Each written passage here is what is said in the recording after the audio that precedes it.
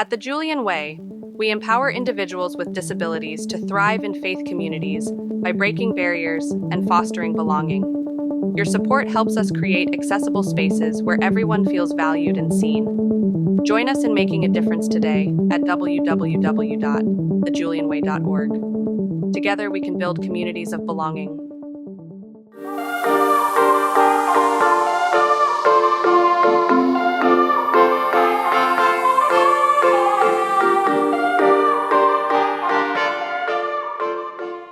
Hello, and welcome to another episode of Palsies with Palsies. I am your palsy, Rebekah Anderson.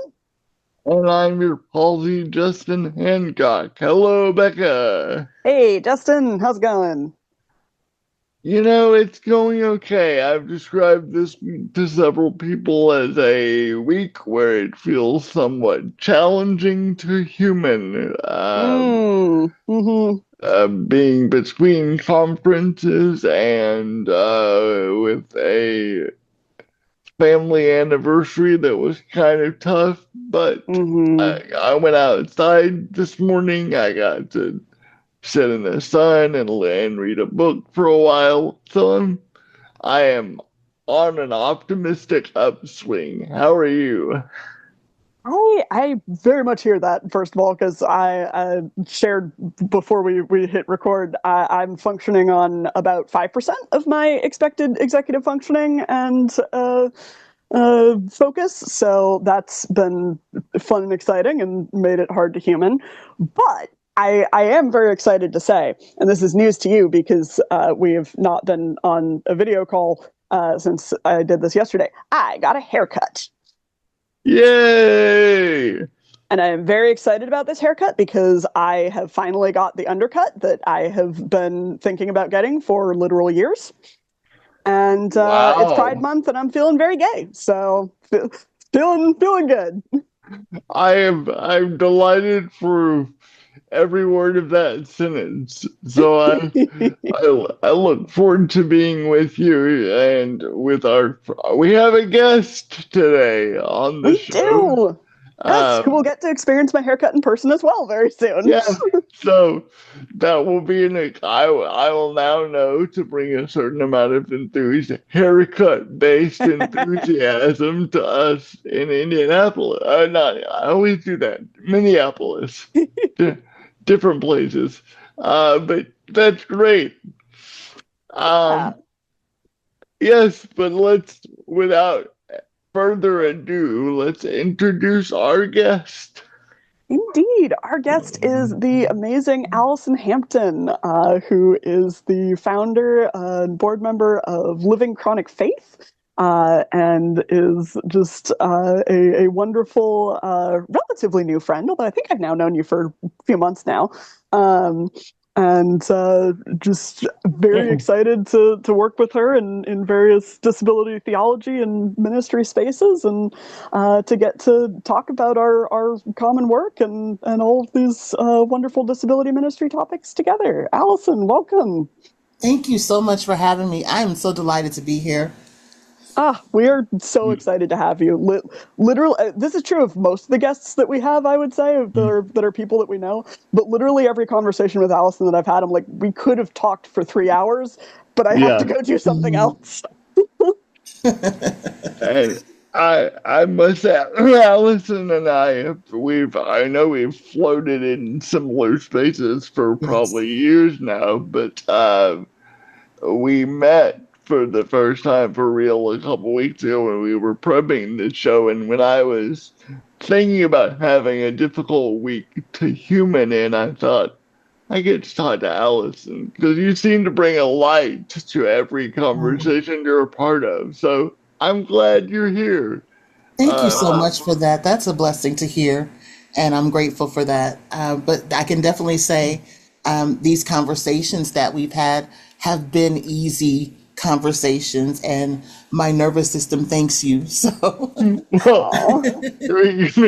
you're most welcome. So why don't we start by letting you just sort of introduce yourself and get us into the beginning of your own journey and then your journey with Living Chronic Faith. Absolutely.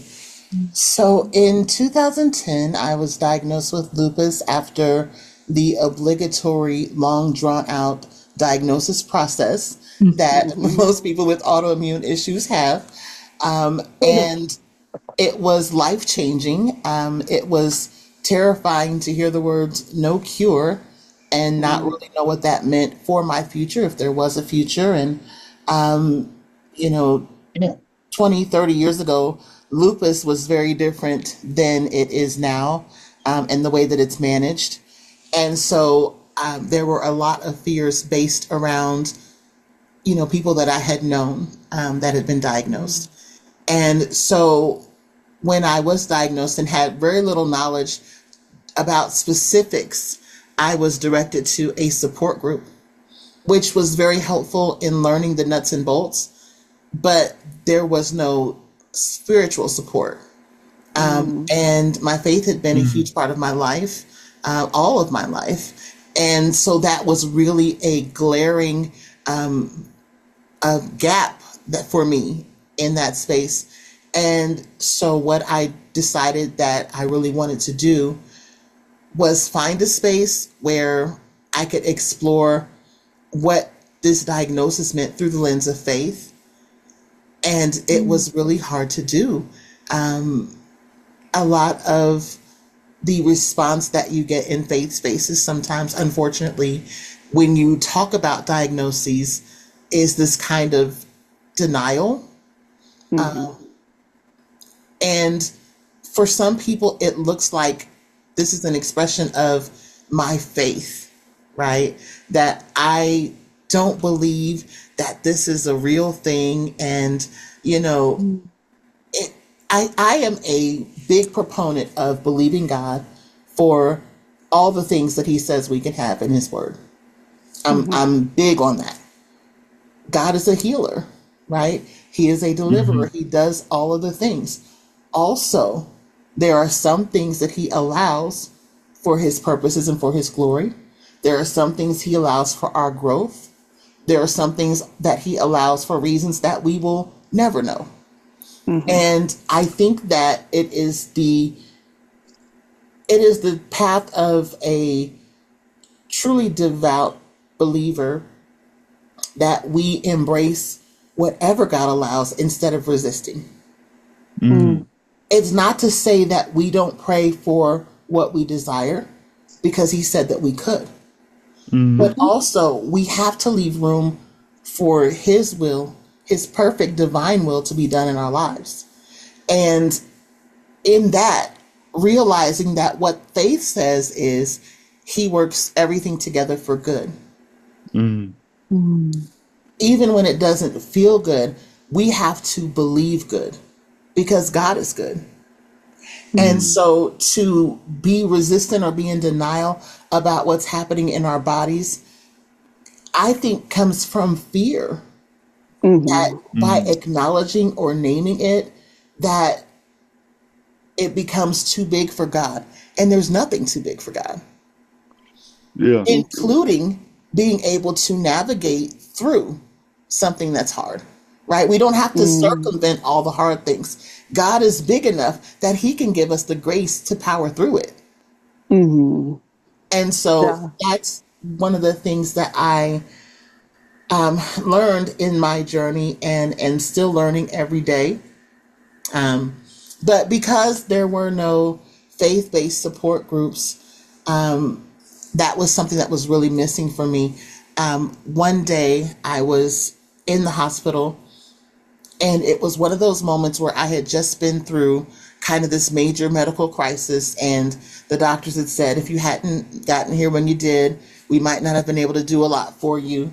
And so I was very thankful, but also very curious. And I remember asking God, okay, this is not the first time I've heard that, right? You keep bringing me back from the brink of death. You've got to have a purpose for me. What is it? And the Bible verse that came to mind is when God from the burning bush asked Moses, what is that in your hand? As he was sending him to go deliver the Israelites from Egypt. And so I went back and I reread Exodus 3 and 4, and I got the point that God was letting me know the thing that you need to do, you already know how to do it. It's already in your hand. But I was like, okay, God, well, what is that thing? Well, later that same day, a friend of mine brought me a notebook and a pencil and said, hey, I thought you might be missing writing, so I brought you these. And I said, okay. So now I know what's in my hand. What do you want me to write? And I began to write about my experiences and the lessons that I had been learning through the chronic illness journey. And it was simple things like please and thank you are still magic words. Mm-hmm. Saying please and thank you to the nurses tended to draw a big response. I learned because a lot of my neighbors in the hospital were throwing trays and cursing at them. And so I began to understand why please and thank you made such a big difference. And so just a collection of things like that made it into what then became a book called Chronic Faith. And the premise of that is that our faith has to be as chronic as our symptoms when we're dealing with a chronic situation, because those symptoms rebound. You know, they remit and they rebound. And every single time your faith is impacted. And so our faith has to be able to rebound just as much as those symptoms do. And so if you're going to navigate a chronic illness, you need a chronic faith.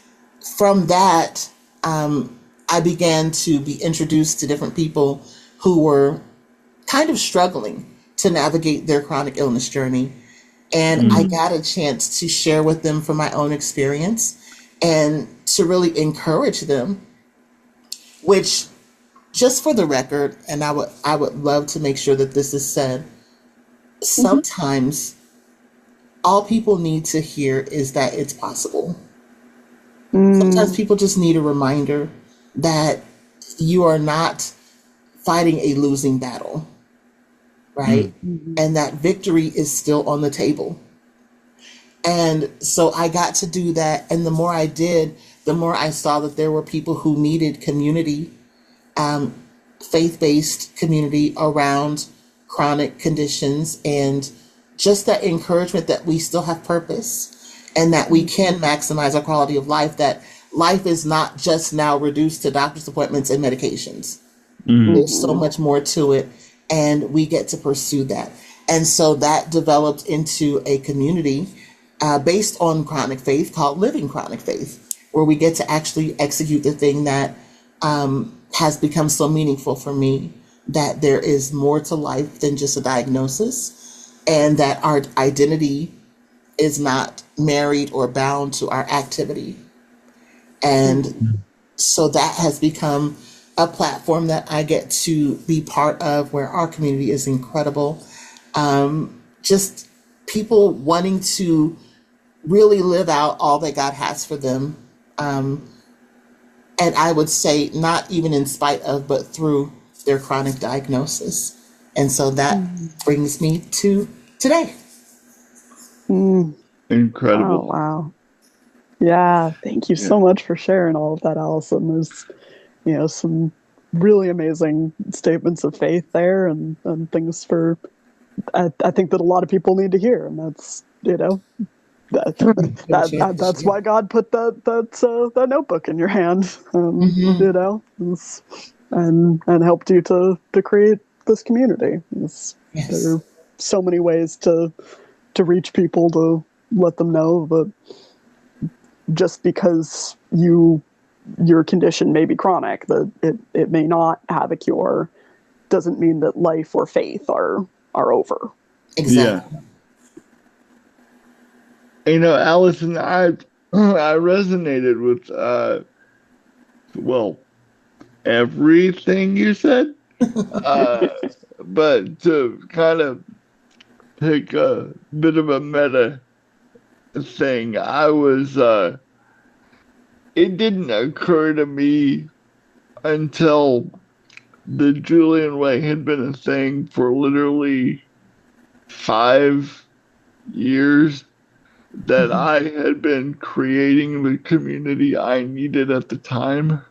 And why I say that like that is, as I was writing the book and having the dreams of the intentional community space that the Julian Way would hopefully and has become, I did it largely along similar lines, but I always framed it as I'm going to accept this call so that nobody experiences the degree of loneliness and Mhm. isolation that my wife and I have, which that's fine. That's a fine way to approach a call. But what struck me is like 5 or 6 years in, I realized that the community, what God was taking me through in the birthing of the Julian Way was what saved me in in a way that I was completely unaware of as it was happening. And Mhm. I'm interested in what uh you had a very clear experience of this community is missing. Uh and here's what I'm attempting to journey into. So are there aspects of that have surprised you and even come to you in unexpected ways? 100%. Yes, as you were sharing that, initially, I think I wanted to do the same thing. I wanted to be that gap filler, right? So that nobody else found themselves at the beginning of a diagnosis with no faith-based support. I didn't really know what all that looked like when we got started. So the only thing that I knew to do was share my experience, and people started to really resonate with that and take, I think, take encouragement from it. And Mm. then we started to really share our stories, share our testimonies, and more people got involved and became part of the community. But just last year in July, I was hospitalized. I was admitted with sepsis and Mm. had some respiratory issues, but that wasn't the main issue. While I was in the hospital, I developed pneumonia, and Mm. then I went into complete respiratory failure. Ooh. I was in the ICU and on machines that were breathing for me 100%. And Mm. it was completely out of nowhere. Like, I had no symptoms of the sepsis. I had no symptoms of anything the night before. And that morning I woke up and just felt terrible and was very surprised that all those things were going on, because I hadn't had any warning. Yeah, Mhm. And during that time, the support that I received from the community really was that eye opener, like what you were talking about, that, oh my goodness, all this time I have been wanting to reach out to people and make sure that they had the support they needed. And when the time came, the support that I needed was right there. I yeah, Mm. received the phone calls and the text messages, and I was able to share with them afterwards that there were times when, because I had a mask over my face, I couldn't see, I couldn't speak, Mhm. I didn't feel like I had any agency. I wasn't Mm. able to talk or text for some periods, for long periods at a time, but I could hear when a text message would come through, I would hear the notification. And Mm. it would remind me that people were checking in on me, that people cared, that people were wanting to make contact. And there were times when in that space, it felt very lonely and isolating. And wow, just the ding on my phone cut through that. And it was the reminder that I needed that I'm not alone, that there are people who care and are checking in. And yeah, just the calls, the gifts, the, all the support and all the many ways that they provided it was life changing for me. And it really did remind me that this is not just a place where I get to serve. It's not just a place where I get to care for people. It is a community that cares for me as well. And that was such a powerful experience. And it just kind of really shined a light on what we get to do throughout the entire disability community, that we get to be there for one another. And it gave me the chance to highlight that for a lot of people who really don't know what they can do.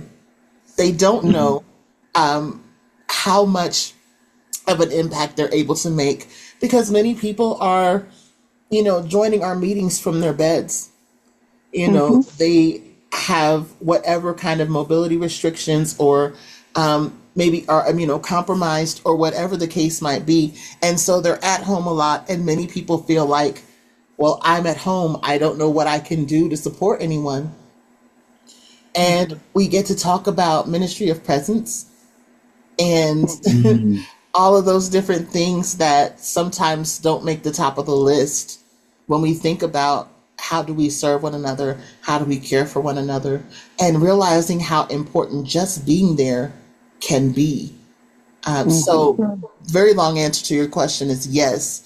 I have definitely found that this community has been so meaningful for me personally, not just as a way that I get to respond to God with a yes, but in the way that I receive from each person in a different way, that love and that support and that care. Amazing. And what a health journey even the last year has been, my friend. Yes. Yeah. No, and that's what I'm hearing in that story, among other things, Allison, is interdependence. And Absolutely. And it reminds me, that, that's such an important part of disability work, of disability justice, or building community with folks with chronic illnesses. And it also makes me think, like, I often think about how that may be part of our ministry as people, looking to support others, is to allow them to support us. Because, for exactly what you're saying, that, like, people so often feel like they can't care for others, and they are having trouble meeting their own needs, and really worry and have stress over what they feel they can't do for other people. And so to be able to show someone, like, well, you showing up meant something to me. Yes. That matters. That is an impact. And, this isn't a, purely one-sided relationship where you are cared for and you just have to accept that care. You get to have agency and provide caring here as well. I'm so glad you said that, because I think a lot of people who lead feel like they have this obligation to show up in perfection. They need to show up as constantly being on and being this pillar of strength, and never really allowing anyone else to see their challenging moments, moments that we might characterize as moments of weakness. But it's even knowing all of this, I struggle with that. Yes, it's so I think built we into all our do. culture. Yeah, I think that we feel that pressure. We put that pressure on ourselves sometimes. But yes, it is empowering for other people to realize, A, you're not the only one who has these moments. Everyone has them. That's what I take away from the Bible oftentimes. When I look at these heroes, these legends in the Bible, and I get to see King David have these moments of depression and desolation and just lament, right? And he has these moments of weakness and even moral failure. And God doesn't reject him and turn him away. He's like, you know what? We can redeem this. All of this is redeemable. And so how then are we, greater than that in our minds, that we have to show up in perfection all the time? Whereas there's so much to be learned by accompanying people on the journey and that transparency.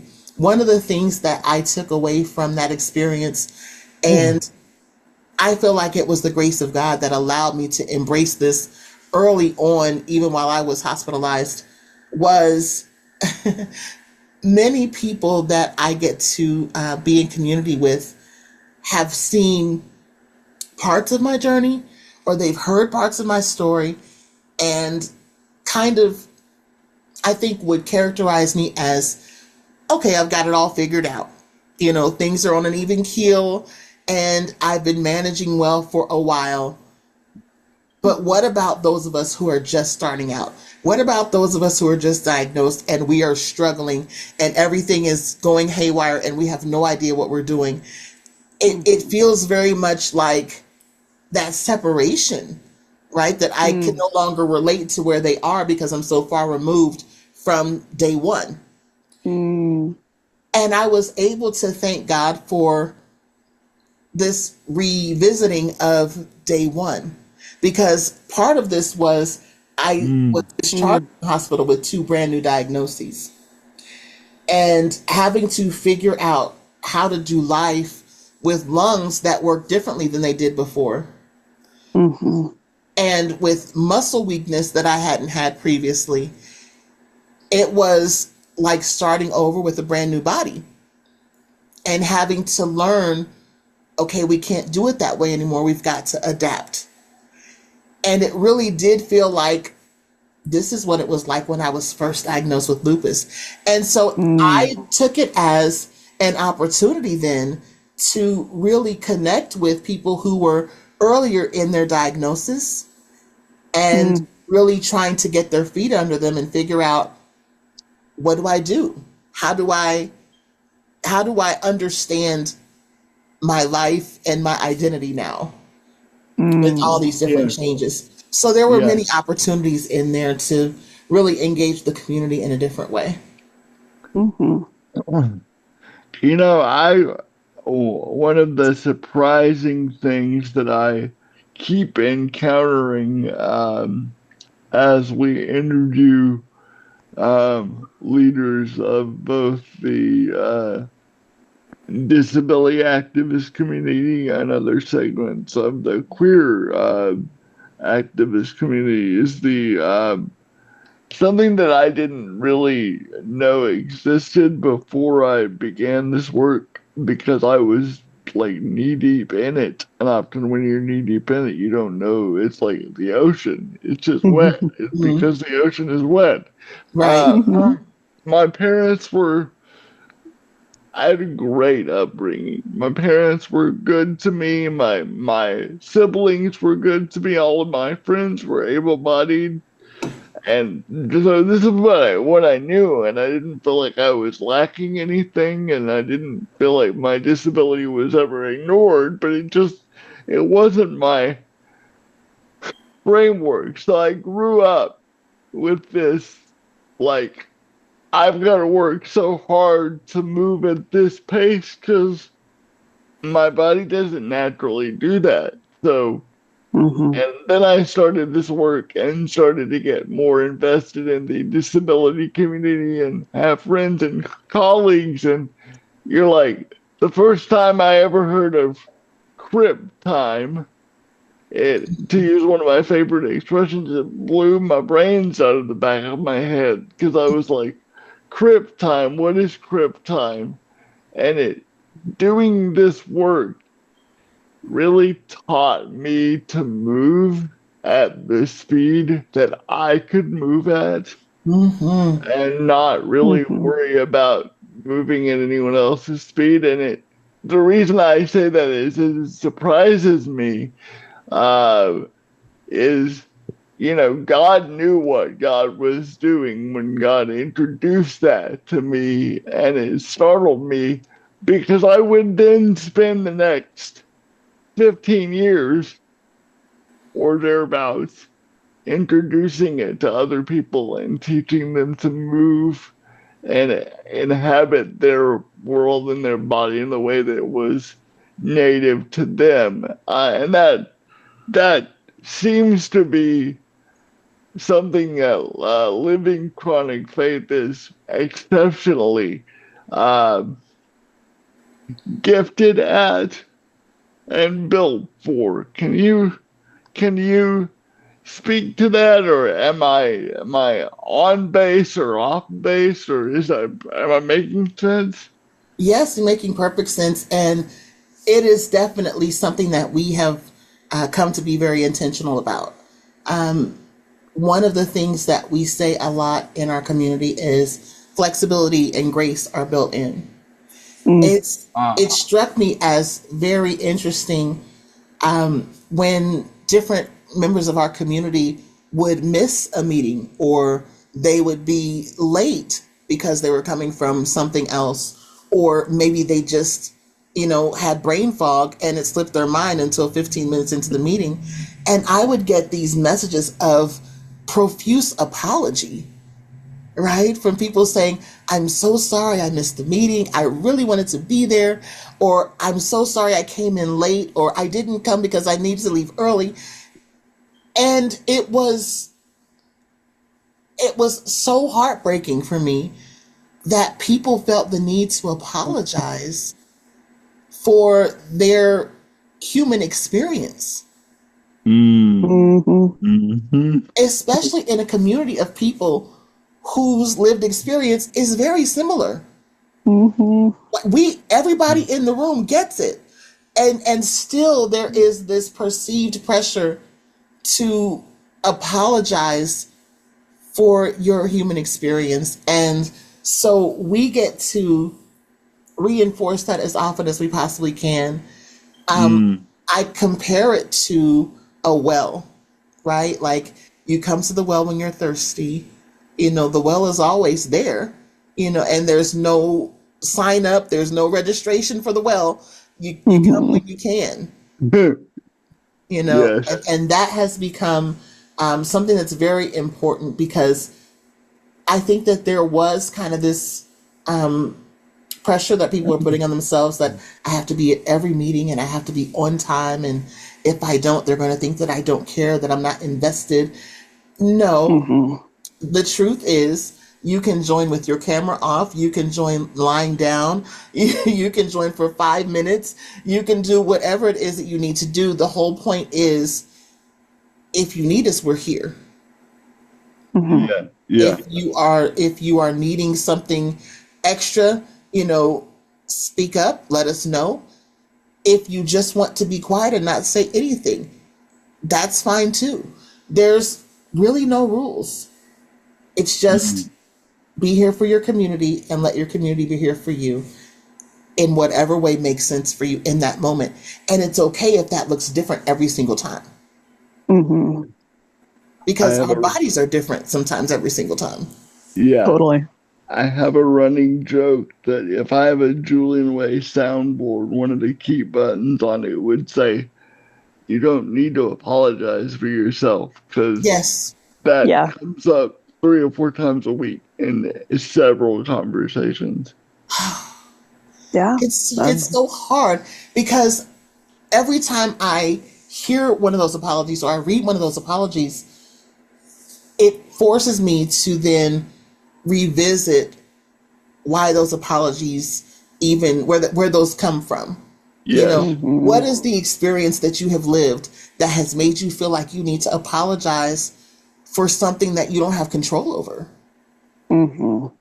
Yeah. And it is um, a lot of the ableism and a lot of the stigma and a lot of the ways that we feel like we need to show up and cover and pass and present in a Yeah. certain way in society, so that we can be accepted, so that we are not looked at a different way. And Mm. it's so unfortunate to me that in what we try so hard to maintain a safe space, people still feel like they need to have that guard up. But it comes with the territory. Mhm. Yeah. Yeah. Absolutely. No, I really love that, grace and flexibility are built in. Like, that's Yeah. a motto that I would like to adopt with permission. Oh, Uh, certainly. Please, by all means. yeah. And there's this kind of tension too, since we're here. And I Mhm. would love to hear your thoughts on this. It's almost like, um, declawing a cat, because Mm, I want people to feel like you can show up in this space however you need to, and you're safe here, and you're not going to be judged. I want them to mhm. feel that and to embrace that and to internalize that. But also, when they go back out into the world, Yeah. they need to have those defenses. They need to be prepared for the reality they're going to face. And so I don't want to take that away from them, but I do want them to be able to come into the space and rest. Hmm. That makes sense. Yeah. Like, this is a place where you can take the armor off and Yeah. just be with people who care about you and who understand, that your body doesn't always function the way that you would like for it to. And Hmm. it's okay. Yeah. Yeah. Yeah. And I'm also, this is maybe a bit of a tangent, but I'm thinking about, how that phrase, I'm sorry, you know, comes from I have sorrow, right? Yes. And so, like, I also wonder, how much of when we say, I'm sorry I couldn't be there tonight, how much of that is the, you know, social built-in, ableist guilt that says, you have to apologize for your body being your Yes. body, and how much of it is I'm genuinely sorry, I wanted to be there, Yes. and not in a like, please forgive me, I've done something wrong, but just in a like, I have sorrow for this. And Certainly. I've often thought about how like I think we need better vocabulary for you know for these sorts of things a lot of the time, because like similarly, like if you are trying to express sympathy with someone, you'll sometimes say I'm sorry, and you don't actually mean it's my fault that something completely Exactly. unrelated to me happened to you, but like we have limited expressions of a thing is happening that I didn't want to, and I have a feeling about it. Yeah. Yes. Yeah, that will be beneficial in so many spaces and so many situations. Hmm. Mm. Wait, and I think it speaks to, and again, speaking of tangents, this is gonna maybe take us in a slightly different way, but I think the two are related, so buckle up, I guess. Uh, I think there is a dichotomy or a tension of being a disabled activist or leading a group for persons with disabilities and having that a main part of your identity, and doing it in a world where on my best day and my most empathetic to the larger world day, I say, well, they just don't get it. Hmm. We're gonna bring people along until they come along on our journey, and if they don't, that's fine, and we'll move on. But and on my you know uh, wrong side of the bed day, I'm like, you would rather I not be here. Hmm. And I Hmm. think both of those can be operative at various points, but um, I find a similar need for a nuanced language when I run into the dichotomy of, for people with disabilities, I would give this away for free. I'm like, come Hmm. on, let's have as big a tent as we can and let's party together. And Hmm. whatever your faith commitment is, let's find God in where you are. And but at the same time, I'm like, if we create stuff as people with disabilities, I think in faith spaces, particularly in the last 30 years until very recently, people of faith expected us to give it away for free. Hmm. Yeah. And Christ is like, Jesus has been very clear with me that if you're going to talk about faith and disability, economic justice is at the center of everything you need to be doing right now. And I'm like, okay, God, but I just got here. And I just dropped my imposter syndrome like 6 months ago, so give me a minute. But those we're constantly asked to live at the edge of, to live in liminal space and to kind of navigate dichotomies in a way that largely or not yet disabled ministries have to face. I don't know if the two are related, but in my head, that's where I went. So I'm just intrigued by the notion of living in liminal space and like having to exist both where we would desire to be and where we need to be, and those not being the same places all Yeah. the time. Yeah, what I'm hearing in that is, to go back to the cat analogy, Allison, like the strategies that we use to build what we need within disability or chronic illness spaces are kind of different from the strategies that we need outside those spaces. We're still, trying to move towards a world that is as safe for us as it can be, and as full of grace and flexibility as the spaces that we're creating. But Absolutely. yeah, the able-bodied world needs different strategies in order for us to get there.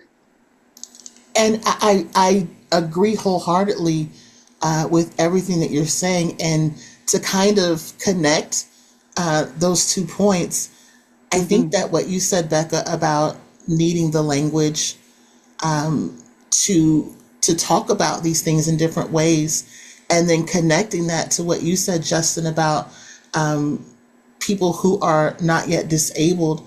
I would even add to that some people are not yet diagnosed, that are Yes. living with things that they haven't yet associated with disability. Yeah. Yeah. And they have, chalked it up to some other factor or some other situation, not realizing that that executive function issue you're having is disability related. Yeah. And so not really having connected those dots. And so what I have found is the way that I talk about disability with some people, being able to connect it to a lived experience that is familiar has been helpful, just to kind of help them to parallel some things. One of the most impactful things for me has been Spoon's theory, and being able to talk about my energy level in that way. So for those of my friends and people in my circle who do not identify as disabled, being able to put it in those terms of something that's quantifiable, right? Something that you have to budget, that you're having to allocate a spoon for this activity and a spoon for that activity, and recognizing that spoons are something you can run out of. And a good night's sleep is not necessarily going to replenish them, has been very helpful because it's then relatable. And so now I can say to my friends, I don't have the spoons for that. And that takes on meaning for them. But also being able to make a connection, like when they ask about my pain level, my rheumatologist explained to me that my baseline for pain is a 5. And so when I say that to people, when they ask me, how are you doing today? And we all know this story, right? You say, oh, today is a good day. And they think that means that you're healed and everything is fine and that your body is functioning in a typical way. And it's like, no, it just means that today is manageable. And I didn't have to cry my way out of bed today. But when I explain to them, before I, get out of bed in the morning, I'm already halfway to the worst pain the average person has ever felt in their lives. Yeah. That puts it in a different light. So being able to work on that vocabulary and those conversations, I think helps us come to the table a little bit better. But also just kind of casting a light on things that are not people's experience. For example, recognizing that all disabilities are not apparent. Yes. Yes. That's been a conversation that I've been blessed to have with a lot of people. In fact, we're working on a media project now that really focuses in on that. I have had people confess and repent and say, I never thought about that. Like, I didn't think about the fact that I can't see a pacemaker. Mm-hmm. Yeah. Yeah, no, you can't.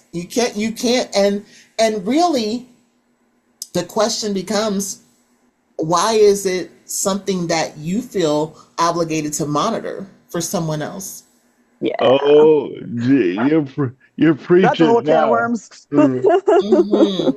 That's a whole And, nother episode. yes, but I feel like part of my responsibility is to pose that question, not to demand an answer, Yeah. but Yeah. just to provide food for thought. Why do I feel like I need to police who's using the motorized cart at the grocery store? Mm-hmm. Yeah.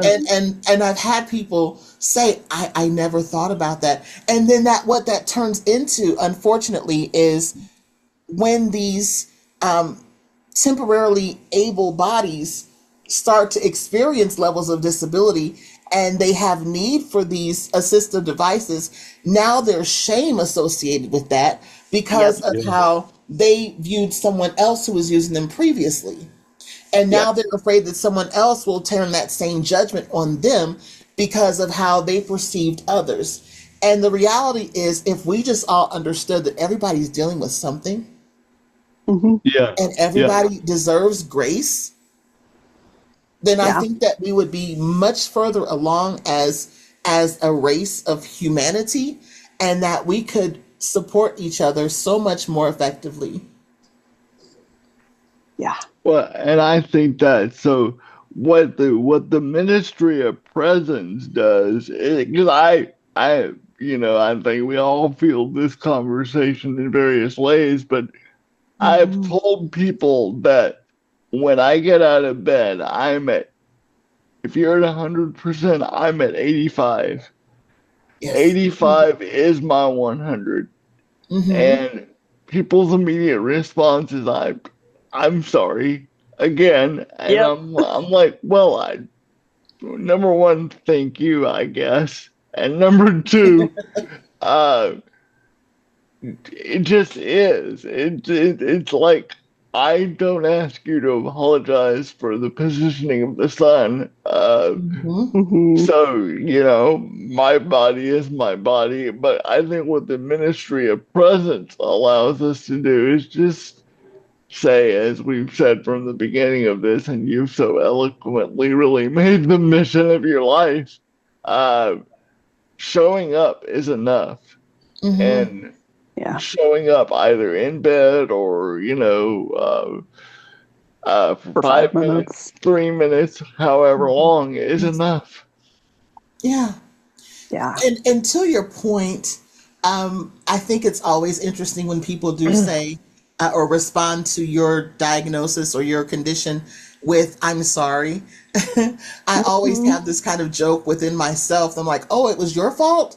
Oh, I'm glad to know Yeah, yeah, that." But I, I yeah, I do think that sometimes we internalize that "I'm sorry" because we think, "Oh, it's something to be sorry for." Yeah. And then we begin to perceive our disabilities as some sort of downgraded experience. Mm-hmm. And I am here and I live to resist that premise. Disability is not a downgrade. Mm. It is mm, not a downgrade. It's just a different way of being. Yeah. And we we sometimes have this aversion to being different. But if we're honest with ourselves, every person is different from every other person. Even Mm-hmm. identical twins have differences. And yeah, so the thing that we are so resistant to in terms of I want to fit in, I want to be like everyone else, we're never ever going to be that homogenous. And so how Mm-hmm. about we embrace and we love the fact that we're different, and we appreciate what those differences bring to the table, I have learned that some of the things that I would have wanted to change most about myself were the things that really pointed me in the direction of my purpose. Mm. And I think that that is the case across the board, that the thing that you would like to change most about yourself might be the place where God wants to use you to reach the world, because that is your lived experience. And I tell people all the time, whether you're starting a ministry, starting a business, writing a book, whatever it is, go into it with the understanding that everyone is not your audience. Mm-hmm. And so the best thing you can do is show up as yourself, because the people you're called to serve are looking for you, not this Yeah. facade, not this other massaged version of you. And if they're looking for you and you show up as something else, they'll miss you. Mm. Oh, wow. So it Man. has to become enough for us that we are the selves that God made us to be, created with the purpose that he, it created in advance for us to do. Like this, we are his workmanship. Mm-hmm. Workmanship implies intentionality. Mm-hmm. We were designed with these amazing features and amenities that make us perfect for the thing he called us for. Mm. So That is- I really want people to embrace that for themselves and recognize your disability is not a downgrade. It literally is a space of being equipped uniquely for the thing that you're called to do, and to take up the space that was designed for you. Wow. I I don't know what I to find say. this well, I find this so particularly powerful coming from you, Allison, because I think, Justin and I have preached similar things. And I think sometimes people can hear that and be like, okay, well, that's one thing for you to say who've been disabled your entire lives, you know? And I feel like, I make it a policy never to tell anyone else how to interpret their disability, but it feels hard sometimes for me as someone who had my disability from early childhood to go to someone with chronic illnesses and say that definitively your disability is not a downgrade, just because I don't have that experience of having been more on the non-disability side of things and then having a chronic illness. And so I think it's really powerful that, you are able to inhabit this space and really feel that and preach that and say, like, like there's going to be times where this sucks, but Yes. that doesn't mean that it is a lesser way to experience life. Yes. So true. Yeah. So true. I learned quickly that it can be a superpower if you let it. In that I have developed so many alternate ways of doing things Yes. that I didn't know I was that creative. I didn't understand how much of God's creativity has been downloaded into me. One particular example I can point to. So I had a lupus flare when I was diagnosed. It required this major lupus flare for them to actually look into it further after I had been talking about it for years. Oh. And this particular lupus flare left me temporarily paralyzed. After weeks in rehabilitation and occupational and physical therapy, I started to be able to do simple things like write. And I say simple, they were simple before. It wasn't simple then, right? And so I had to literally relearn how to walk, how to cook, how to fry an egg, how to stir a pitcher of Kool-Aid, all those different things. And as I was trying to write the numeral 8, I was struggling. I was struggling with that. And I was so determined that I was going to make the racetrack style 8, right? And my muscles didn't want to cooperate. And I was at work one day trying to do this. I was back to work, well enough to be there, but I couldn't do the racetrack 8. And my manager said, Allie, why don't you just make a snowman 8? Mm. Oh, And I wow. don't know why in that moment it was so offensive to me. I was so angry. And I said, I don't want to make a snowman. I want to make a racetrack. And I Uh-huh. took the next hour trying to force myself to make a racetrack 8. And by the time I was worn out and couldn't write anything at that point, it dawned on me an 8 is an 8. All I want people to be able to understand is that I wrote an 8. Yeah. Yeah. And so, if there is another way to do it that's more conducive to my own wellness and to conserving my spoons and to being able to do Mhm. something else after I write the 8, Yeah. let's adapt. And then Yeah. that became a skill set. It became something to be excited about, that I get to explore all these amazing ways. And so I felt like my brain was expanding. And you know how people are saying, oh, you're Mm. using 100% of your brain? It started to feel like I'm getting to explore other things in my mind and in my capacity that I never had reason to before. Mm. And now it feels like I have access to all of this ability, right? So, in a Mm. lot of ways, disability led me to more ability that I had never needed to explore before. Yeah. And it felt Yeah. honestly like a bit of an advantage. I'm Sure. whispering that part because we don't want everybody to know. It does. It starts to feel like a bit of an advantage because now we're Yeah. out of the box thinkers. So now when Yeah. we come to a different kind of problem that's not even related to disability, but just a problem out in the wild, we know how to think outside of just the parameters that we've always lived in. Yeah. And this Totally. is the advantage of public service announcement. Employers, this Yep. is why you need Yep. people with disabilities on your team. Churches, Mhm. this is why you need people with disabilities in leadership. This is why we need people in the government that have this understanding, because we are Mhm. people who can think outside of the box and find solutions that you never even knew you might need access to. Yeah. Yes. Oh. Thank you for coming to my Man. TED Talk.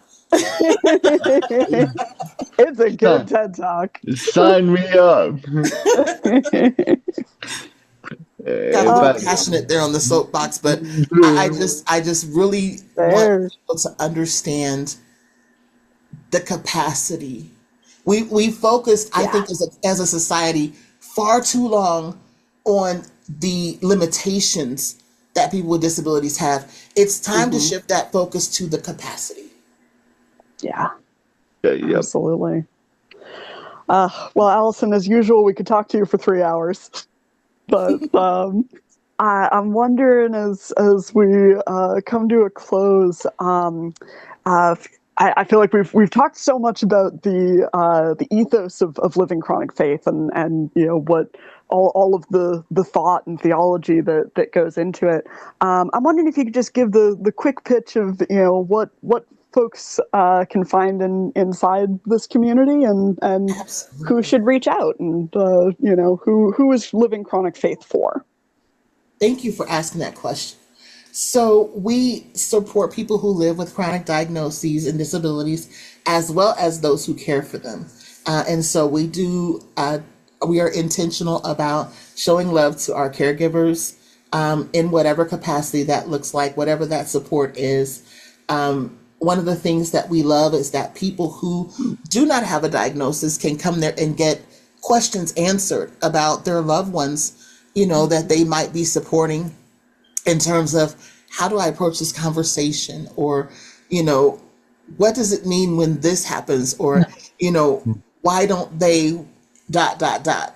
And Hmm. vice versa, those of us who receive care can have those conversations with people who are giving care, right? Like, Hmm. how do I tell my loved one it's okay to take a break?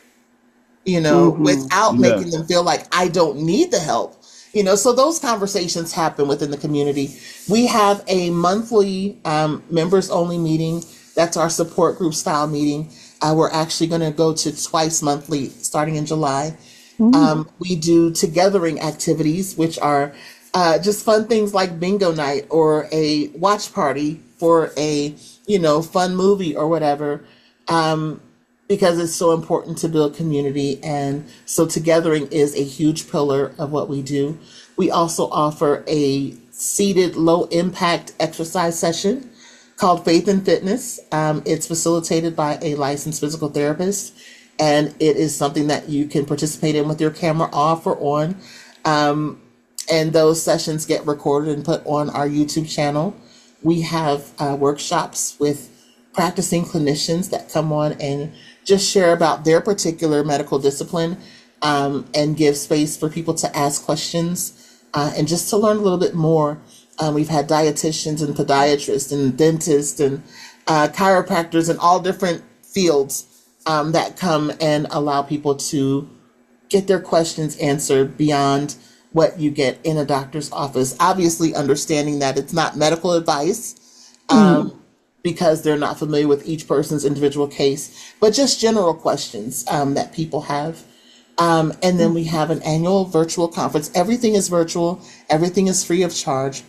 And one of the things that we offer, which is a little different, is we have Living Chronic Faith Entertainment.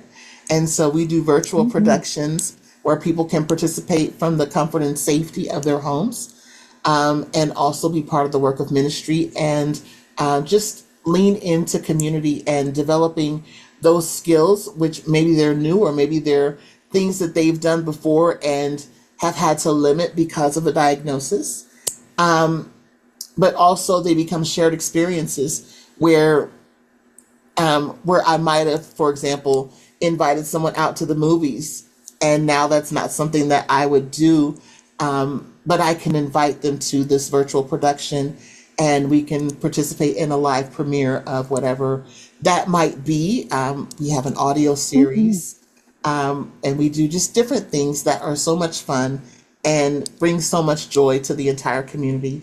And so, yeah, there's just a lot of love, a lot of compassion, a lot of empathy, and a lot of hope within our community. And we would love for anyone who is looking for those things to come check us out and give us a try.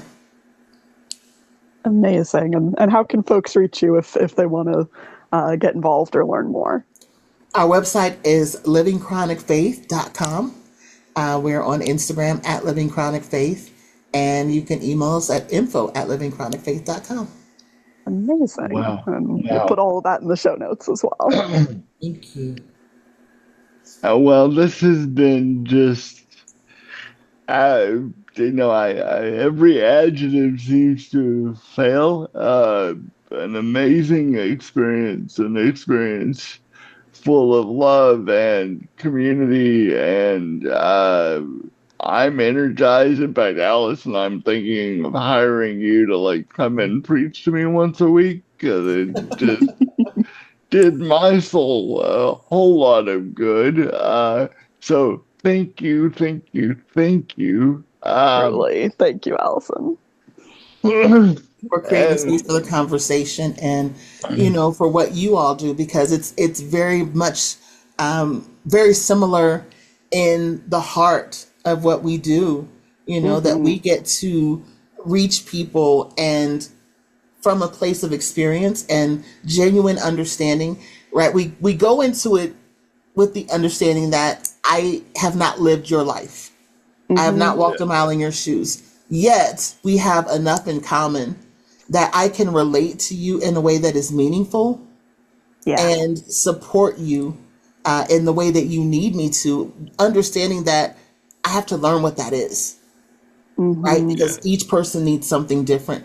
And so I just appreciate that you all are doing the work that you're doing, and that we get to collaborate in so many amazing ways that we haven't even come up with yet. yes, and All of that. watch this space, because more to come, I'm sure. Folks, thank you once again for joining us for Palsies with Palsies. If you like what we do, the number one and easiest thing you can do for us is like the show on iTunes or Spotify or whatever your platform of choice is, and go and write a review. An actual written review actually helps us move up the metric charts and makes it easier, I should say, for people to find us and have an access to disability and community conversations like the wonderful one we had today with Allison and Becca. And we want more people to know about this show. If this show helps you or gives you a new perspective, let us know. You can find the show on Apple Podcasts, Spotify, iHeartRadio, Google Play, anywhere fine podcasts can be found. We're probably lurking somewhere with our disability, justice, and love message waiting to be heard. And if you want to contribute to the show, or you've had an idea of, and one of these conversations has sparked an idea of, I'm going to have Becca tell us the email address, because somehow that's a hole in my brain and it just won't stick around. But you can reach us at pwp@thejulianway.org. I swear I'm going to have that. It'll be the series finale when I get that nailed, which hopefully won't be for a very long time. But if you have questions related to the show or you want to suggest topics, find us through that email address, communicate with us, and we'd love to take your feedback and make this a better show. And as always, we thank you for listening, and we will leave you by saying what we always say: go out and put some good into the world, friends. Bye. Bye. Mm.